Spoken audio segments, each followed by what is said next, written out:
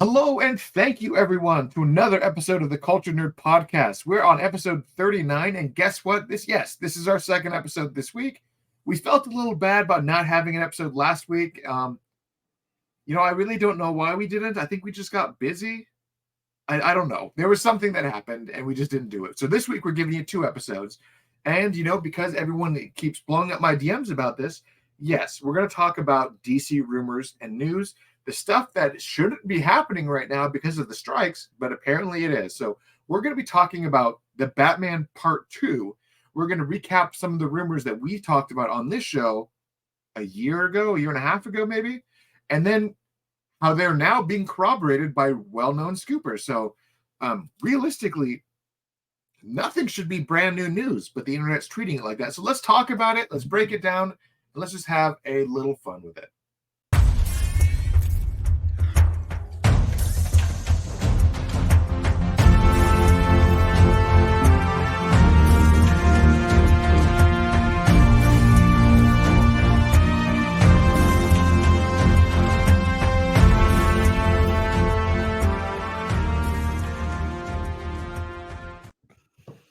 Hey everyone, and welcome back to another episode of One Piece Talk, where each week we talk about the One Piece. Yeah, so that's a thing. So as we normally talk, like we're gonna waste a little bit of time shooting the shit like we always tend to, because that's what we're gonna do this week. When we do our special interview episodes, you're not gonna get our banter and our off-topic conversations. But Netflix dropped their One Piece show this past weekend. As you probably know from our couple anime episodes, Michael has been hounding me to watch One Piece for a while, and I never really gave it a chance. And so I went into the Netflix show blind, not knowing a damn thing about One Piece. And I got to say, I kind of love the show. And then I went on the internet and I looked at reviews, and specifically I looked at IGN's review, because IGN gave it like a 6 or a 6.5 out of 10. And then the comment section is really where you see like the bitterness of the internet, the bitterness or the oh yeah, I agree, the show is crap. Like it's either where you have the people that stand up for the project or the sheeple who just agree with whatever review the masses say. And I was a bit shocked to see every single comment calling IGN out of touch. The show is a masterpiece. What's wrong with you? Things like that. So I realized that my love for this show was not misplaced, and it's a pretty damn great adaptation from my hearing. So Michael is a huge fan of One Piece, and it sounds like you loved it too. I really did. What's funny is there's a couple of shows that we've described that have been like these television adventure shows that I've described as Power Ranger shows. This could have very easily been a Power Ranger show. We literally have a green-haired person, an orange-haired, right? Like, it could very well be that. It was not that. I thought that the show did a really good job of matching the pacing of what anime is. That there's a main storyline, and then we see some flashback to where this character's motivation is coming from. That execution of everything, I think that they've done a really good job of playing and showing just enough of Luffy's powers to have him be interesting, but letting kind of everybody shine in those different regards. I also think the episodes are paced really well. One Piece is very funny, but they keep these episodes clicking along. Nothing ever gets too awkward or weird. And everything just is like, yeah, there's anime people. There's sheep people that look like this. And it's not a big deal and no one references it. So I'm just so happy that the casting feels right. The characters feel right. It just is a real fun adaptation of something that's so big. Yeah, so I mean, the One Piece anime is like 1,000 episodes or something obscene. 138, 128, 130 something. Good Lord, no. Yeah, see, that's the reason why I haven't stepped foot into that universe, because I'm like, I don't know if I want to handle this, but Netflix did a very good, from my understanding, Netflix has done a very good summary of the first 20 episodes or so. So maybe they can keep this momentum up, and then they could Netflix can keep going for a few years and maybe get to 100 episodes, and then that's the 1,000 episodes of the anime. But I would love for them to do these seasons plus a movie. And maybe this movie is a more choreographed fight or something like that. Maybe with some of the other fights that come up later on. I mean, listen, man, they had a kitty cat captain. He was doing the whole anime deal, and all of a sudden they're playing with horror tone. But it doesn't feel like Scooby-Doo and all of these different things. And listen, one of the best combinations of characters is Zoro and Luffy. Of just like, they get each other. Like, just the way that they communicate non-verbally of like, we're just both going to pursue our dreams. Like, the show is very easy to understand. It is about dreams and freedom above all things. And it's like, now go for the One Piece. Yeah. And that's kind of what I'm seeing is that, so like, I finally understand the appeal to One Piece now, which is really sad that it took the live action adaptation. But these characters aren't like these stereotypical bad guy pirates. They're pirates because they want to be free from the system, not because they want to rape and pillage. They want to be free. And now they're getting in fights with bad pirates. They're like, we're pirates because that is our option to be free. Like we're either part of the system or we're classified as outlaws because we don't want to be that. And I'm like, I get it now. Okay. I'm going to probably watch the anime after I finish this Netflix thing. And you know what's funny is I'm so far into the show, I forgot about all the Colby stuff. Like all of this world building at the very beginning, where now, you know, we see glimpses, we see these characters fully grown, but I forgot, like, this is where it started. Well, now I have to watch it now because now you tell me that all this stuff makes sense later on. Taylor, I'm going to let you know. One Piece is already setting up its most powerful characters in what you have already seen. Okay. You got me. All right, I'll check it out. I watched this show on Netflix, and I just think back of like, if they did this, maybe they did this right because they realized how bad they messed up Cowboy Bebop. And if they did what they did to this show to Cowboy Bebop, we wouldn't be in this situation where now we're worried that the show's not going to get a season 2 because of how quickly they canceled Bebop. So it's got to get a season 2, man. I turned off Bebop 15, 20 minutes into the episode because it felt so disingenuous. Not Bebop. Yeah. We watched the first 4 episodes back to back to back to back. Like, just the way that the adventure started, I was like, yeah. All right. Well, I'm hoping that it does because I'm really happy with it so far. And on a separate note, I bought a pack of the new Pokemon Obsidian Flame packs. I went to the store and I bought like a pack. I was bidding my pull list. Are you going to open it? Are you going to open it up live on air? Are you going to? No, I already opened it, and I'm going to show you what I got. So I bought the pack just on a whim. Like there was the brand new expansion, and I'm like, yeah, just throw one on the stack. I'll get my comics. I'll get a Pokemon pack. I got the secret rare, the crazy Charizard. Crystal. Is it fairy or is it dark? It's dark. It's a dark crystal Charizard. So I got this thing, and I'm like, oh, that's pretty cool looking. And I went onto the Google. This alone is worth $90. Are you going to get it appraised? What are you going to do? I think I'm going to send it in and get it graded because apparently if you get it graded, it's worth like upwards of 200 if you have like a 9 or a 10. So I'm like, I might actually become one of those people who now gets their cards graded. So, do you have other cards to grade?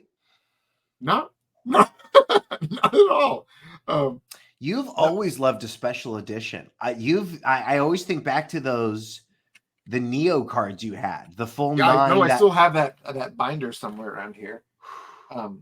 That's some old school Pokemon stuff. That random where we got it in Palm Springs. It was a big deal. Taylor tracked down this shop. Yeah, there was this random shop that we found in Palm Springs that they dealt with like weird anime imports when I'm not even sure if you can hear me. They had anime. I can hear you. You sound great.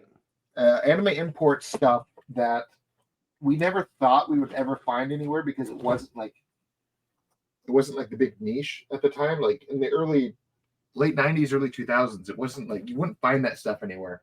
I guess I can't find it. But I found we were at this thing and they had those Japanese promotional folders when Gold and Silver first came out, and it was like the 9 cards of like the starters for the new Gold and Silver expansion booster sets. And then I bought it and I'm like, this is really cool. And then the next year they came out with the next expansion folder that had like the Espeon and Umbreon and all that stuff. And I bought that one too. So I have both of those random folders, those promotional folders. And I don't know, I just didn't really buy cards for a while. I got out of doing that. And then my son liked it when he was younger, and we bought a bunch of cards when he was younger. And now here I am at the store, and I picked up a random pack and I got the secret rare. So we're talking Pokemon. You got me the last Pokemon game, which had been the first Pokemon game I had played in a while, and I played it blind, and I had such an amazing time playing Pokemon and not knowing what was going to happen. But the head of Pokemon said, like, hey, we know that the quality of the games is not where our fan base wants it to be, and we are going to try to hone our abilities to give a more, product that's up to snuff.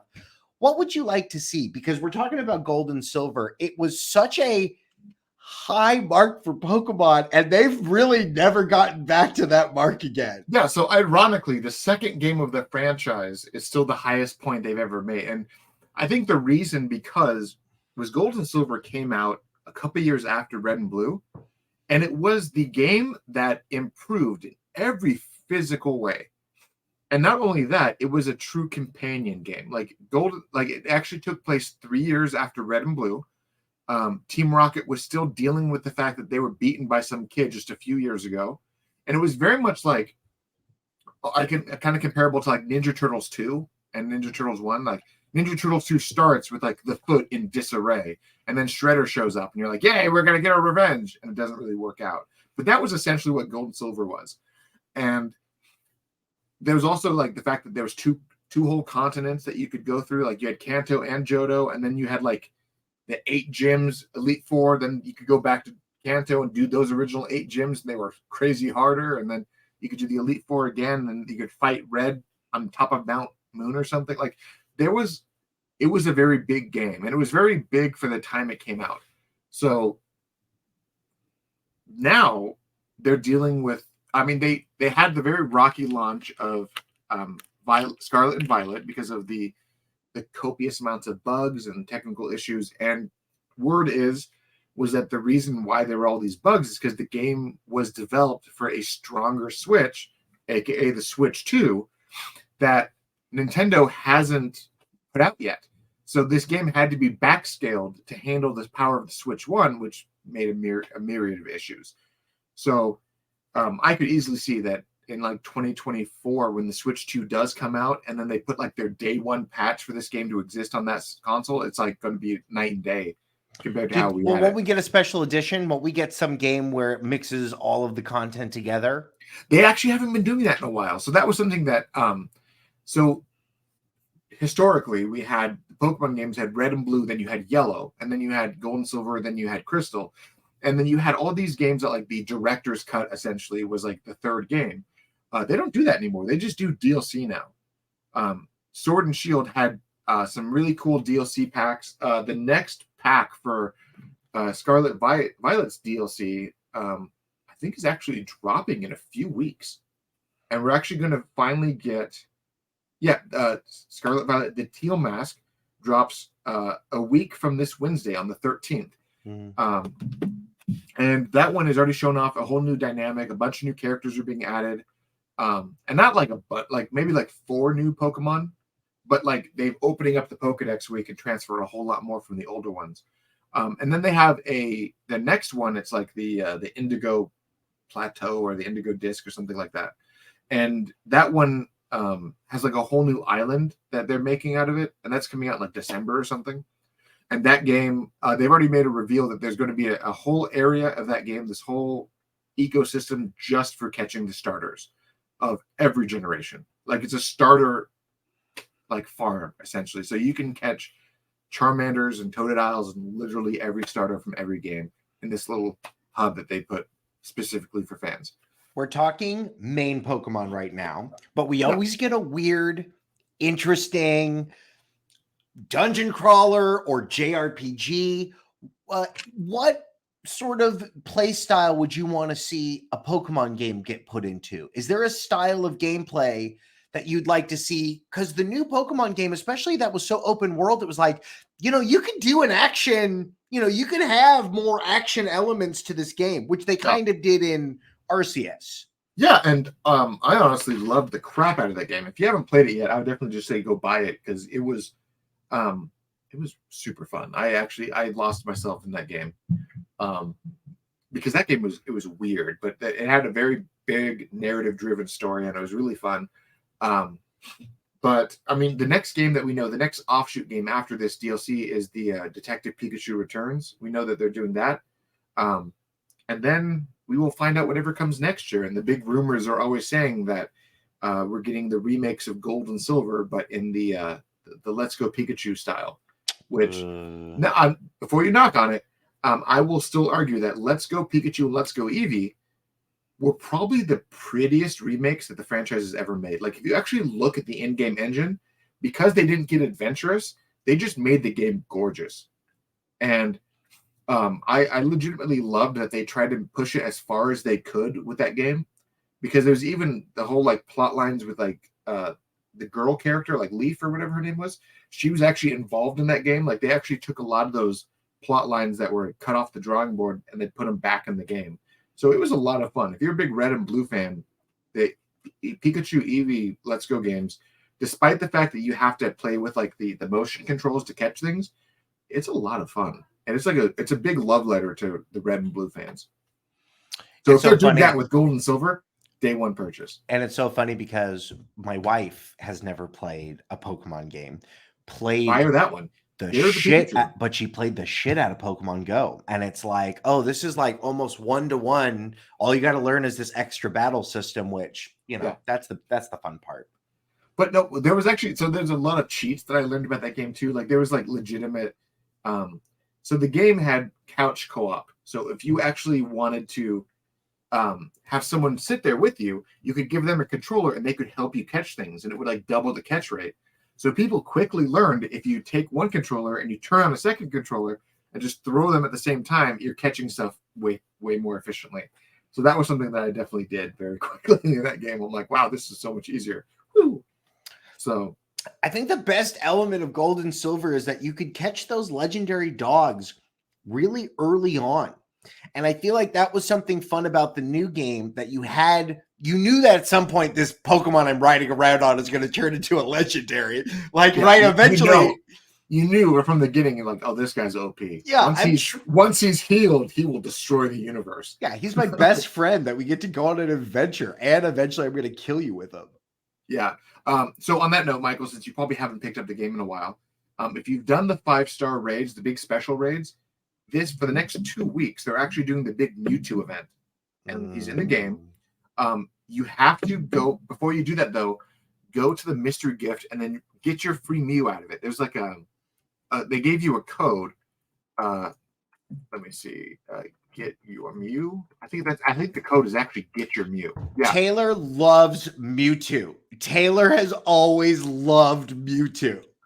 To me, a good legendary Pokemon is what the entire story is like. It is the product of that story. Like, I don't like the Pokemon games where the story is like with Ruby and Sapphire, like the motivation behind those, the Kyogre and Groudon were like, we just hate each other.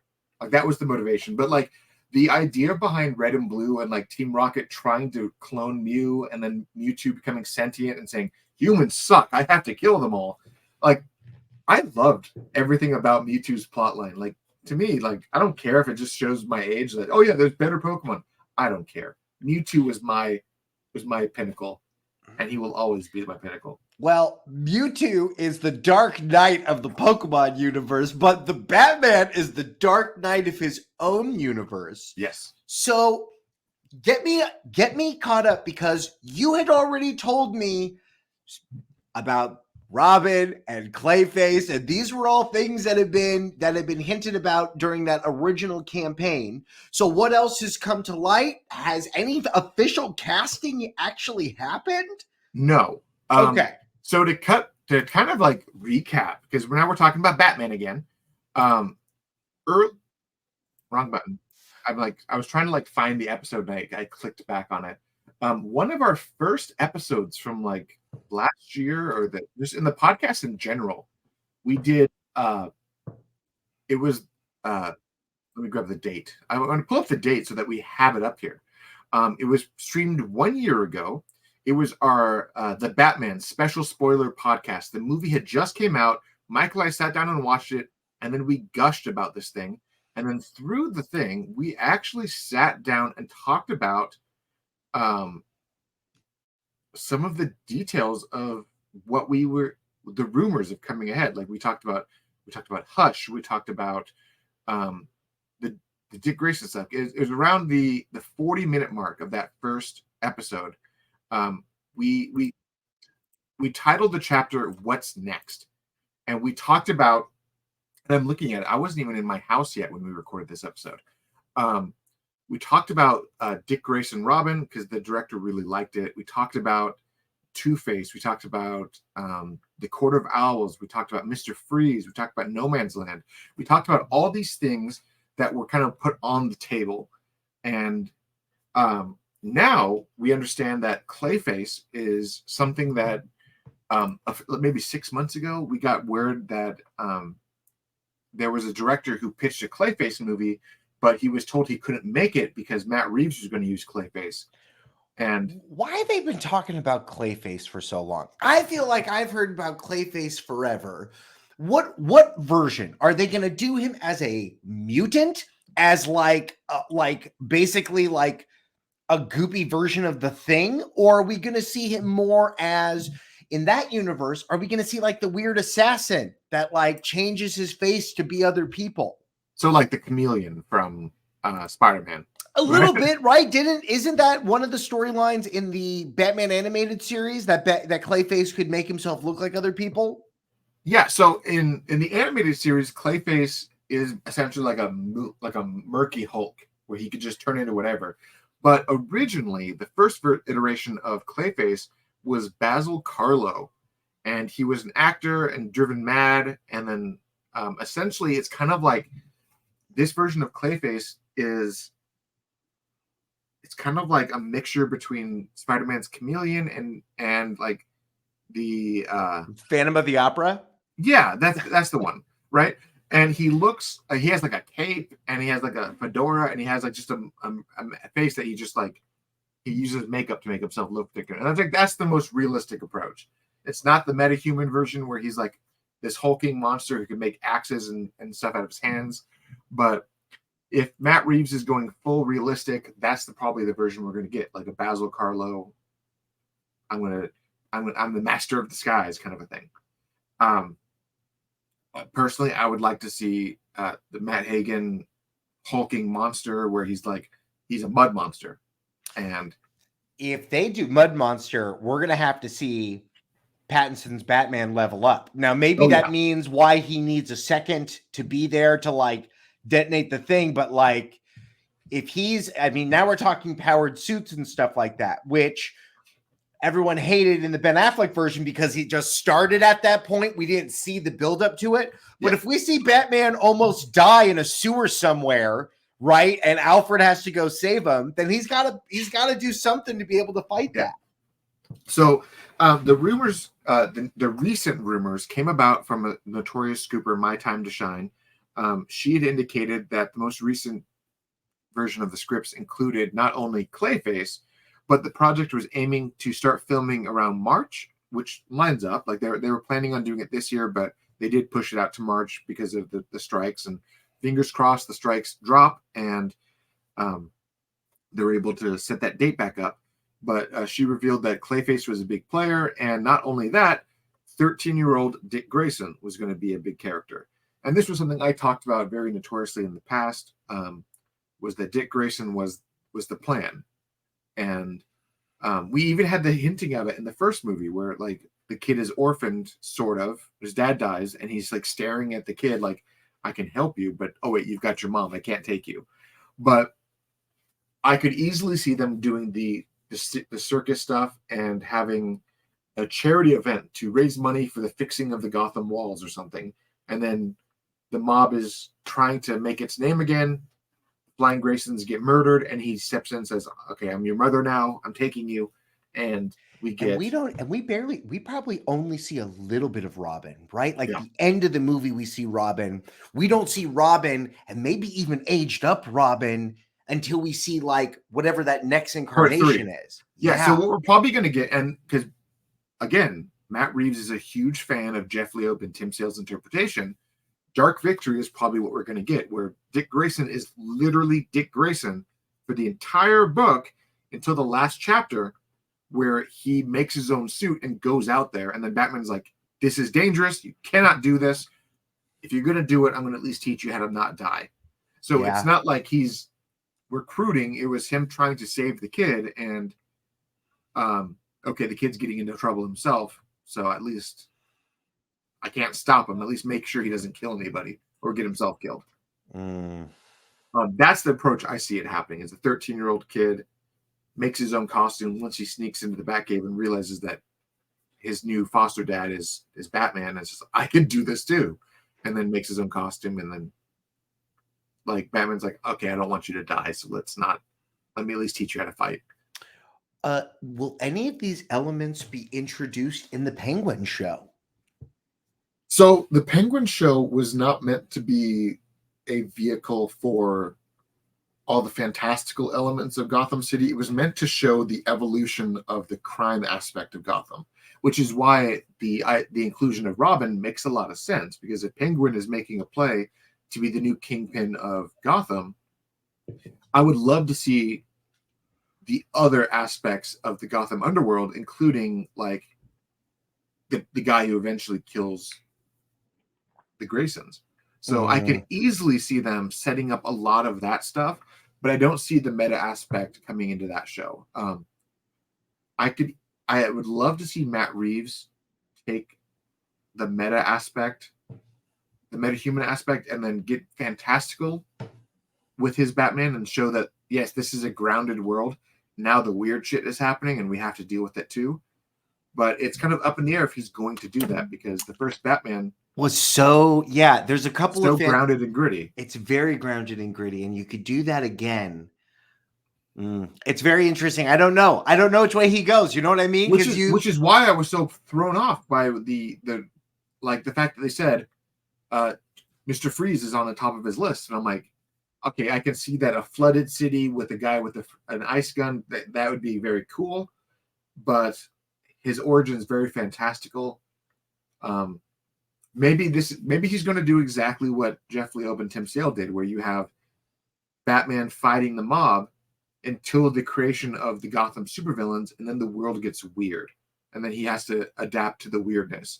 And I would love it if that's what Matt Reeves is doing, because the other big rumor is that they've cast someone, or they're recording to cast somebody to play Harvey Dent, and the idea that Harvey Dent was going to be a major player and then become Two-Face, same as the Jeff Loeb, Tim Sale stuff. We could easily see more Riddler, more Joker, more Mr. Freeze, Clayface, Two-Face. We could see the weird of Gotham span out over this Matt Reeves trilogy. And that sounds pretty great to me. There's so much to sink your teeth into. And the fact that they started just with the mob element of it, I feel like Court of Owls also, because that also feels grounded to me. It's still Batman going into a place, right? Like we saw him in the first movie go into Joker's club. Now we're going to see him a little bit more refined, maybe have to sneak around as Bruce Wayne a little bit to get into this high society place. I mean, I didn't. That was my biggest complaint, probably, of the Batman movie was that Kurt Cobain Bruce Wayne, and I think that the whole point of the ending, where he realizes he has to be something more than what he was doing, is we're probably going to see that that suave playboy Bruce Wayne that's coming out, and the philanthropist and all that stuff. because I mean, I don't know about you, but when I watched Tenet, I saw that I'm like, yeah, this is the Bruce Wayne that I expect Pattinson to play. So I'm all for this. Again, yeah, it's so funny. I didn't even think about that. I mean, Tenet is the movie I was like, they can work together because if this is how he's taking this direction, you can do more with him. And I feel like they are doing more with him. Yeah. Yeah, yeah. I like him. I like Robert Pattinson. I like his modern movies. I like all of his adult work. It's all been very good to me. Yeah, I mean, a lot of people, when I first told them that Pattinson was going to be a front runner, a lot of people said, "Oh, the Twilight guy." I'm like, no, no, no, Robert Pattinson from Good Time. Right. Like Robert that's Pattinson the from The Lighthouse. Right. yeah, like watch those movies and say that, oh yeah, that's not the sparkly vampire. I could see him as Batman. Like that's what you have to look at because even Pattinson notoriously shit all over Twilight every chance he got while they were filming it too. Right. Like they were filming the thing and he was like, oh, like, all right, you have to promote the movie. He's like, I'm gonna drag the movie's name through the mud while I'm promoting this movie. Like he was expecting to get fired during filming of every one of those movies because of how much he shit talked the projects. I mean, it's so funny that we're talking it so often movies do not have these revenue streams. Even those movies, even though they were silly and people knew that they were silly, those Twilight movies all made more money than the last one. Yeah. Each one made more money than part 1, part 4, part 5, part 1. Like they all made more money than the last one. There's a big snowball effect. They just kept making money.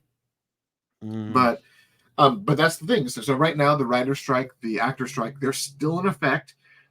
Word is from over the weekend that not only is the actor strike still happening, but SAG-AFTRA is now pushing to have a video game strike kicking into effect. They're going to unionize the actors of the video game industry and go into strike there too. It's gonna happen because the video game people also do not want to be replaced by AI, especially people that have been characters in games for multiple years now or have given voice performances for multiple games. You only need X amount of words before the AI algorithm will fill in the rest. So like, yeah, they're probably trying to protect those contracts. Mm-hmm. So it's going to be a very interesting time because I don't think that the writer's strike. I mean, I said before, conservatively, I think maybe October would be about the point where everyone started breaking the deal, but that was before the actors union kicked in, and then I think everyone is really hoping that this resolves itself before the new year because the studios cannot afford it going that long. What happens if it goes to January 2nd? So we already have seen multiple TV shows get unrenewed. Hulu has started cutting costs and killing shows. I guess How I Met Your Father just got canceled. Yes, I read that yesterday. That just got canceled. Despite the season 2 cliffhanger and the increased ratings for season 2. They killed that show.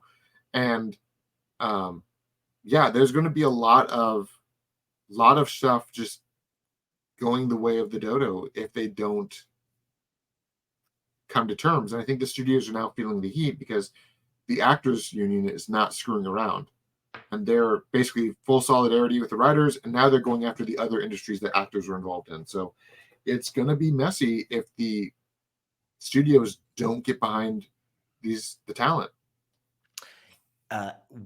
If those three, if video game voice actors join in there, is there any chance of the famed graphic artists? The artists have been complaining forever that they are overworked, underpaid, unreasonable timelines, are told. I mean, some of the stuff is now coming out about the CG that was done in the Flash and how quickly they were given to actually produce those effects. Well, the issue with the Flash wasn't so much. I mean, the time crunch was a huge issue, but it was also the fact that there was multiple cuts of that movie that exist, and each time someone was involved, the cut changed. I mean, I liked the movie that we got a lot. Taylor, I have now seen The Flash. Did you like it or did you hate it? Thought it was really fun. Yeah, I mean, I liked it. I thought the heartfelt stuff, like everything with Barry and his mom in the supermarket, was probably one of the most heartfelt scenes I've seen in a superhero movie in a while. And I was like, wow, this is going to make me cry. This is really sad.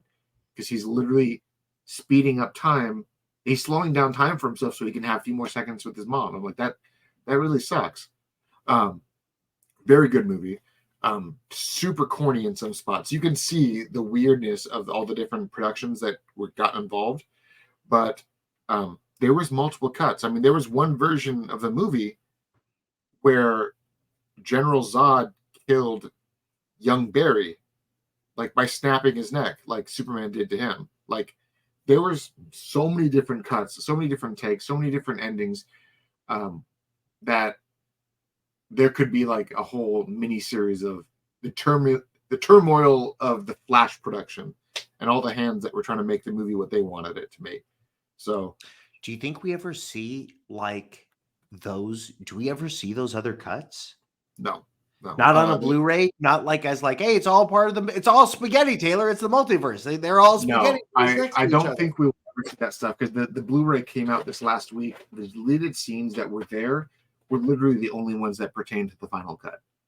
So, no, I don't see them ever revealing the footage of all the other stuff that they had filmed and done.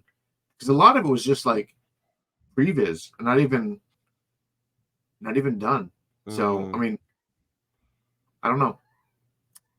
So, I mean, we know for a fact there was an alternate take on the Ben Affleck Barry conversation because we knew that he reshot that whole scene because of his social media. So we know that there's another version of that sequence, but it's not on the Blu-ray. So lots of changes. You can firmly blame Toby Emmerich getting involved. You can firmly blame Walter Hamada for constantly changing things. And then when they both got fired, there was another cut that happened, and then when James Gunn and Peter Safran that's when everything kind of like gelled together to a final cut. And here we have another half a Ben Affleck Batman movie that I would love to see the rest of. You know what I mean? Like,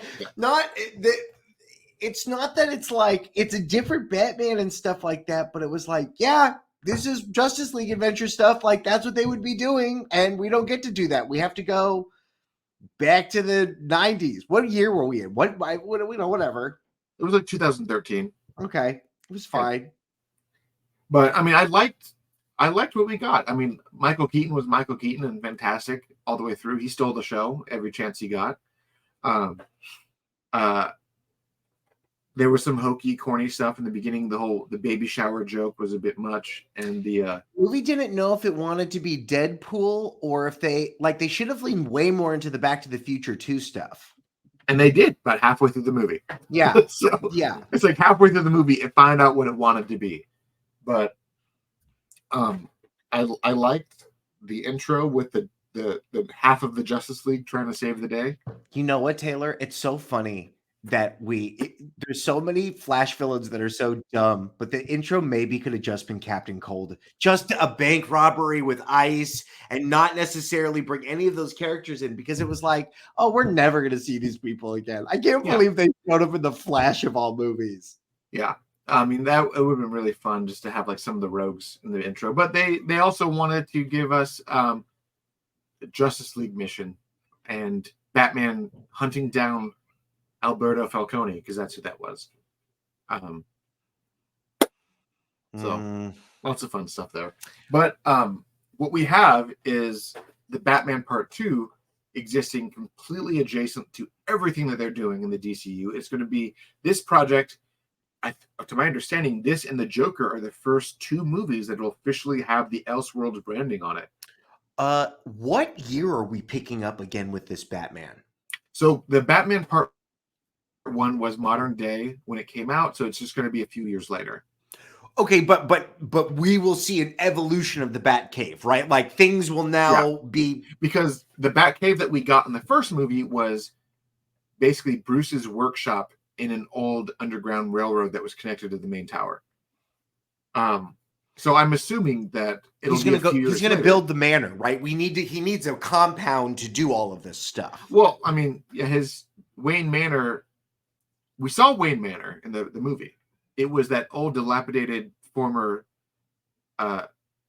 it was that orphanage, because that was like, they went they took a lot of inspiration from the early 2000s, the Batman TV show, where the actual Wayne Manor was donated to the city, and Bruce's dad moved everyone to the middle of the city in Wayne Penthouse, which essentially had the Bruce Wayne mansion built on top of the skyscraper, and that's what we got in this movie. So, and that's kind of what Nolan's Batman has, correct? in the second movie, when he didn't have Wayne Manor, he had the Wayne skyscraper. So I like the skyscraper. I thought it was pretty cool. I'm not against the skyscraper. I like that Batman's right in the middle when he needs to like drop into the shit. It was funny because the Batman TV show from the early 2000s, that was the reasoning for doing it. They were like, all right, so if Batman is going to be Batman, the signal comes up and Bruce lives in the Palisades, so he's going to have to drive into town for 20 minutes. So it makes sense that he's in the middle of the city. And that's why they did that in that cartoon. And I'm pretty sure Matt Reeves saw that and was like, damn good explanation. Let's do that. Because the idea is that the hub underneath the Wayne Tower, connected to all the old sewerways and all the old train stations, gives him access to pop out any point of the city because he's using the old condemned rail system. Catwoman worked in the first movie, worked really well. She will have to be involved in this, correct? She's not in part 2. They're always talking about bringing her back for part 3. So my hope is that after the weird gets introduced, that a lot of these characters start just accepting that, like, Catwoman is not just some girl in like the leather and the slightly bent snow mask that looks like cat ears. Like, she'll just finally be like, yeah, I'm Catwoman now, and actually has like the Catwoman look to her. Like, I think once the weird aspects of Gotham comes into play, like when Two-Face is a thing and Joker becomes the Joker and all that stuff, we're going to get less of the Zodiac Killer Riddler and more of Riddler with the bowler hat and the green suit. I'm not saying that. You really think he's going to do that? I don't think he's going to come back as the Zodiac Killer, but I think he's going to be a little bit more refined the next time he comes around. I don't think he's going to be Jim Carrey in a unitard, but I think he's going to be like the Tim Sale version. Speaking of Jim Carrey, that One Piece Buggy the Clown did a pretty good half Jim Carrey, sort of half what is his name? Dances, great actor, was in he plays Guy in Starship not Starship Troopers, Galaxy Quest. Oh, you talking about oh my god, I just forgot his name. It was on the tip of my tongue and I lost it. Wilson, Rock Wilson. I'm wrong. Sam Rockwell? Sam Rockwell. Buggy the Clown doing a great Sam Rockwell. Sam Rockwell would make a great Batman villain. Maybe we can get him over in that universe. I would love that, honestly. I was actually pretty impressed by I don't know. We could talk a lot about One Piece. There's so many things I could say about it. I'm really happy with it. But with this movie, with the Batman Part 2, the people that they were courting before the strike took place, they had a lot of good names that wanted to work with Reeves for the second one. And if they're going the route of having a 13-year-old Dick Grayson, 100% kid's going to be an unknown, which I'm all for. Yeah. And I think this movie has a good chance of being something just like the first one, something that appeases the Nolan fans who loved the gritty realism, because that's what we got with that first one, but also appeases the comic purists because they saw all the work that Matt Reeves put into the movie, like he did with the first one, where you could see all this connective tissue from the Jeff Loeb and Tim Sale books. So we're like, wow, he really loved those books, because there's the iceberg lands, there's this and that. I mean, for people who were really paying attention, the two dumb bodyguards at the beginning, the twins, that was Tweedledee and Tweedledum. Like, it was a deep cut comic joke about how one of them was a total idiot and the other one wasn't. Like, Matt Reeves did his homework. So if he's doing that level of meticulous planning that he did with that one to something like Two-Face or Clayface or Mr. Freeze, we're going to be in for a treat. We did the Batman cartoon get weird? Because it did eventually get demons and Etrigan and the whole 9 yards. But when did that happen? Season 3? No, I think it was honestly. So, I mean, the first episode of the Batman animated show was Man Bat. That was the first episode on Leather Wings, was that very first episode. And then that show, like, it started off with the werewolf stuff. And you're like, okay, so science fiction. Okay, we could do this. But it wasn't until they introduced Clayface where they introduced this notion of there's metahumans, essentially. And that show took Clayface as like their starting point to like introduce all the weird shit from that point on. Yeah, is it Killer Croc that's Batman? Killer Croc became a very interesting character because they said he was a circus freak. And then as the show went on, it became more of now he's actually like an alligator man metahuman. So like they did some very interesting stuff with him. And Poison Ivy, right? Poison Ivy, where Yes. she started and where she ended. I mean, now she's like fighting with Swamp Thing. Where she started in the Batman animated show was she was a botanist who made poison plants and was trying to poison people with rare flowers. And she had a crossbow on her wrist. And then as the show went on, now she's growing giant Little Shop of Horrors monsters. And then in the Batman like season 4 onward, she's like Uma Thurman Poison Ivy, where she's like coming down off of like her like living plant monsters. Like that show, like it started off normal, kind of like how I'm hoping that Matt Reeves does. It started off in a very normal, straightforward, black and white, logical, grounded Gotham, and then started getting weird, and they would keep testing the waters. And once you accepted that weird plateau, they would then go to the next plateau. And that's how that show took it. And I think that's where Matt Reeves can easily take it if he allows himself to. Hollywood comes back, whenever that is. Okay, that's date XX. That's what they do in all the animes. So date XX 2023, 2024. Or just 20, like the Mega Man, 20XX. Whenever it happens, we'll get it. When does this Batman movie start? Does it start parallel now to the Superman movie? Does it hit the ground running? Is this everyone's next project? Or is there other stuff going on? So the big rumor that came out of My Time to Shine was that they're aiming to start filming this thing in March. And that makes sense because they still got to finish the Penguin for the rest of the year or whatever the next few months is once the strike ends. We know that James Gunn had planned for January to start Superman, so we could easily see Superman and Batman filming at the same time. But on a different note, on a separate note, everyone who was complaining that David Corenswet was not bulky, some pictures of him came out on social media, and we gotta body shame people now. What the fuck? No. What do you mean? So some pictures of him came out on social media, and he's actually getting some heft to him. Who's he supposed to be? He's Superman. Oh, he's getting on that Marvel diet? He's getting on some sort of a diet because everyone who was complaining that he wasn't getting big is that he's now like he's actually bulking up. Like he's actually getting like he's not like, oh my God, night and day, but compared to what he was a few months ago, he's getting there. This is Batman talk. That's Superman talk. We will save Superman talk for another day. Is there anything else that we need to know or anything else that's been bubbling you think that is pertinent to this Batman 2? Well, so far, everything that I heard a year and a half ago in that first episode that we did with Mr. Freeze, essentially the No Man's Land style setting. And I'm not saying like, I never said that it was going to be like Gotham is cut off and gangs and stuff like that. It was more the No Man's Land side of things where Gotham was struck by a massive ecological disaster, and the underworld is now at war with each other, grasping for power.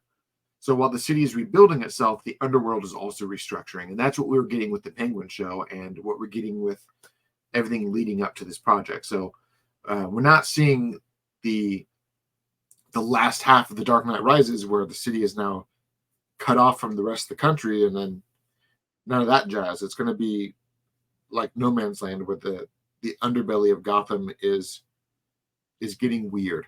because of the changes in the world. Well, I can't wait to find out more. I was excited by the first movie. I'm excited by the prospects of the second film. I can't wait to see where they go with it, but I don't think we're going to find out anytime soon. Not for a few months at least. If the writer strike ends tomorrow, we're still not going to hear anything about this project until it starts ramping up for a few months. Okay. So take it where you can. Like I said, when My Time to Shine dropped those tidbits and everything in between, even she prefaced that these were all things that were being finalized right before the strike hit. And this is all the same stuff that I talked about a year ago. So it sounds like it's really cool that she was able to basically reiterate everything that I said a year ago, because that means it's still happening, and that's really exciting. So fingers crossed that we get a Robin, and we get Clayface, and we get Two-Face, and we get Mr. Freeze, and we get the weird aspects of Gotham that Chris Nolan never wanted to do, introduce into this world. Fingers crossed. And if our fingers are crossed, we're making promises, just like we are promising you that all of you should go to patreon.com/theculturednerd to help keep this show going. We have a bunch of wonderful patrons. Thank you, all of our Patreons. Thank you for all of your support. Thank you for keeping the lights on here. Taylor Murphy's been your host. Michael Santel, has been your co-host. Thank you, Taylor Murphy and Jay Strew, for that intro. Thank you, Jose Navarro, for all of our wonderful logos and things like that. If you have those cell phones, whip them out, take a picture, like, comment, subscribe. It's a silly thing to say, but it helps, keeps those numbers up. So thank you for all of that support. More stuff will be developing, and we will get it to you as soon as it does. He's been Taylor Murphy. I'm Michael Santel. Thank you so much for joining us. We'll see all you kids and cats next time. We'll see y'all next week when we have something. Hopefully we have some more cutting news to talk about. Otherwise, you're just going to hear us rant about things that we love. So more One Piece. More One Piece for Michael, and more random comic collecting or Gundams for me. So more stuff. All right. Thank you all, everyone. See you next time. Bye.